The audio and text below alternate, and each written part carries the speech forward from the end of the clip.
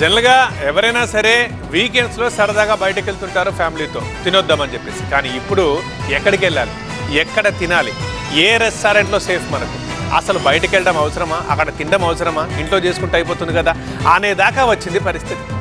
ఆకలి తీర్చుకుందామని పొరపాటున ఎక్కడ పడితే అక్కడ తిన్నామా పెద్ద ప్రమాదమే కొంచెం ఉంది, జాగ్రత్త.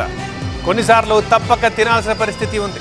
కానీ ప్రభుత్వం కఠిన చర్యలు తీసుకుంటే ఇలాంటి కల్తీకి చెక్ పెట్టే ఛాన్స్ ఉందంటున్నారు ప్రజలు. ఇక సెల్ఫ్ కంట్రోల్తో పాటు హోమ్లీ ఫుడ్డే కరెక్ట్ అంటున్నారు. ఇప్పుడు సాస్ అంటారు, ఆ సాస్ని బ్యాన్ చేయాలి. అసలు చాలా దగ్గర బ్యాన్ చేశారు, మన దగ్గర బ్యాన్ చేయలేదు సాస్.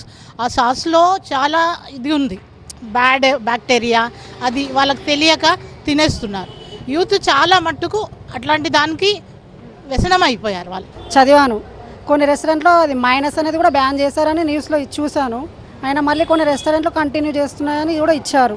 సో దాని మీద గవర్నమెంట్ కూడా కొన్ని సీరియస్ యాక్షన్స్ తీసుకొని separate food committee or anything ఏదో ఒకటి ప్రొవైడ్ చేసి గవర్నమెంట్ మాత్రం పట్టించుకోవాలి. మెయిన్ బ్యాన్ చేయాలి ఫస్ట్.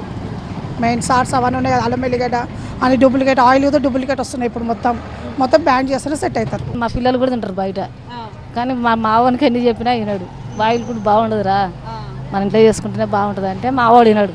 నేను కూడా ఇదే చెప్తా, అది ఏది పట్టించుకోరు. బయట ఏమేం చేస్తారో కూడా మనకు తెలియదు, మనం చూడలేం కదా. అది తినగానే ఫుడ్ పాయిజన్ కాగానే బయట కురకాలి, హాస్పిటల్ కురకాలి.